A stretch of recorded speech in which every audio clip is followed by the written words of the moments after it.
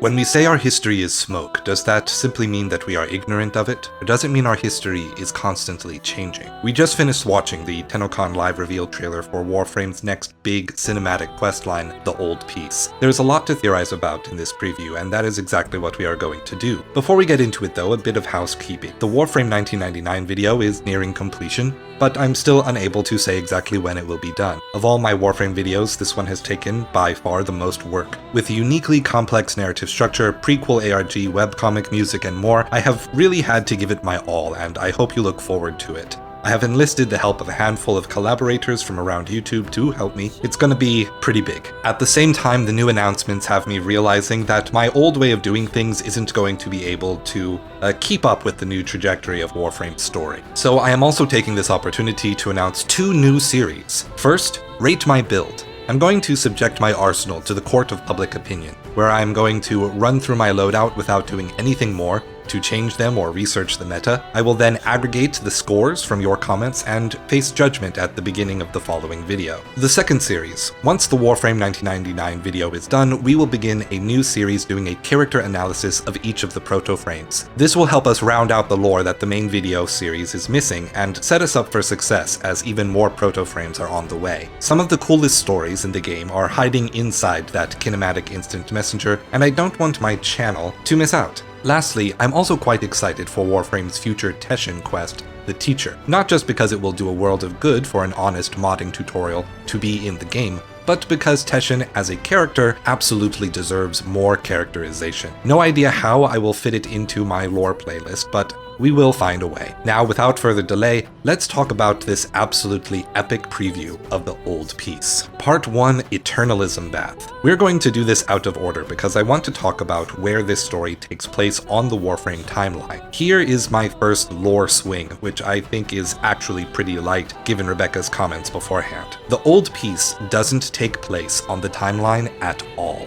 This is an alternate timeline, a possibility of what could have happened if the Zeramin successfully reached the Tau system, if the Oricans successfully established their rule and didn't send the original Prime Frames to eradicate them, thus provoking the start of the Old War in the Origin system. Or perhaps the Old War was simply a smaller outbreak that was later settled when the Orican colonizers arrived. Just as Eleanor used the fourth dimensional perspective of the infestation to connect to the Void and see her alternate self as a nun in the service of Lua, Lloyd is helping the Operator and the Lotus connect to an alternate strand of Kra, because we need to get something from that timeline and pull it into reality in the Origin system, to prepare for the fight with the Indifferents. But remember that strands of Kra kind of work the same way as time travel in Kingdom Hearts. The alternate you must be present to be connected. Probabilities, not anything goes. See those cables that connect to the Operator's neck? Those are the same cables that extend from the back of the Lotus's helmet. She is connecting with us so that our astral projection takes us to a strand of Kra with both the Operator and the Lotus. Which brings me to my second bigger swing. Part 2,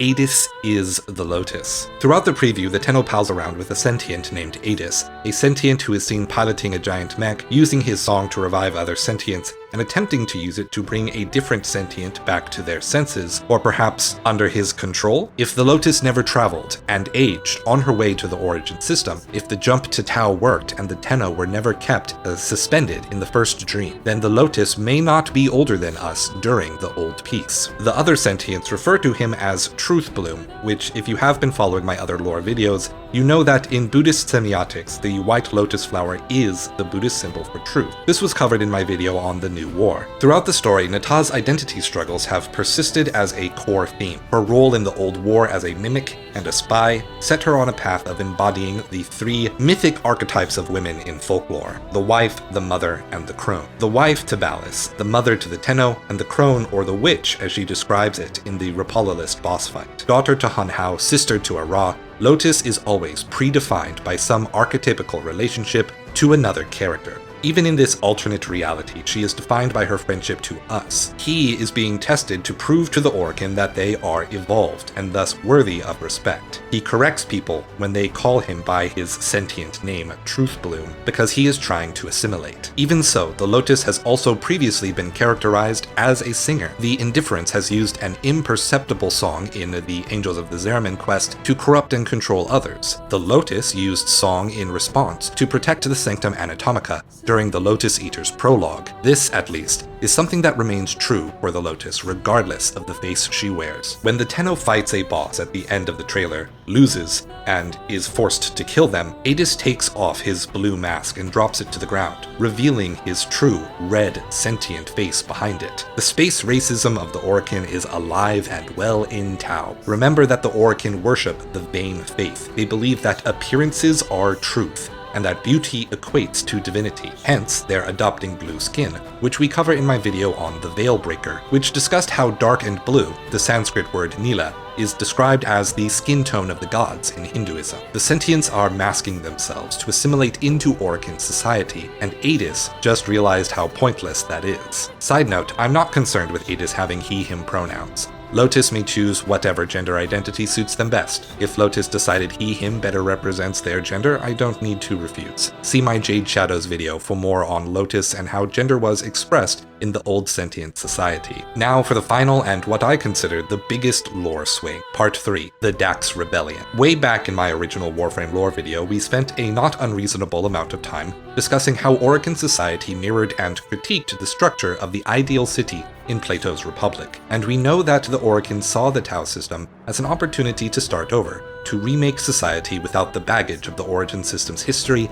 and without the deadline of the Origin System's star. In the gameplay preview, we saw that the main enemy faction were a massive army of Dax, which previously served as the Silver class of Plato's Republic, thumotic people driven by honor and given the role of military to feed that desire. We can't be certain why the Dax are rebelling, or even how for that matter, as the Kuva was meant to give Orokin control over Dax soldiers' decision-making. Regardless, my theory is that the Orokin probably wanted to reorder their society in Tau, downsize and replace all the laborers, the Grineer, with the sentients, replace the Dax with their new Tenno and Warframes. But by some stroke of hubris, they failed to eradicate the Dax, and a war of rebellion ensued, making the name for this era of the Old Peace to be a tad ironic, thus repurposing the Grineer into a military once more, and fighting continues. Something that I failed to realize with my video on the new war was that the term presentism was also a reference to a real-world concept. Not the idea that only the present moment exists, as described in-game, but as a concern in the field of history. Historians, as a field of academia,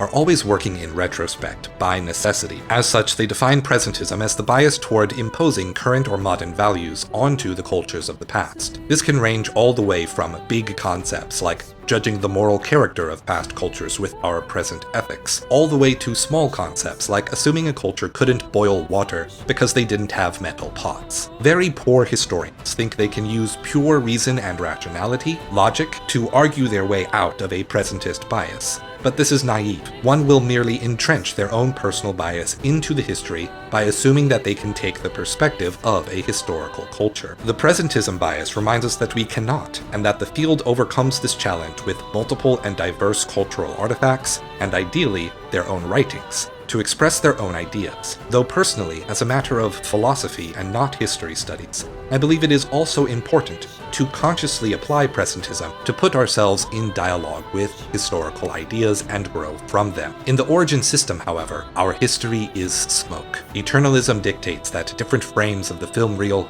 may be edited at any time, something added, something lost, or something changed, and the universe will endure. Anyways, that is what I am currently theorizing about the direction of Warframe's story. Let me know in the comments where you think the lore is headed, and I hope you look forward to the new series coming to the channel. My Warframe 99 video, and of course a lore video for Isleweaver to follow after that, are on the way. Subscribe to the channel, like the video to help it spread around. Literally less than 10% of my viewers bother with subscribing, but it sure would help me out a ton. See you next time, and as always, stay true.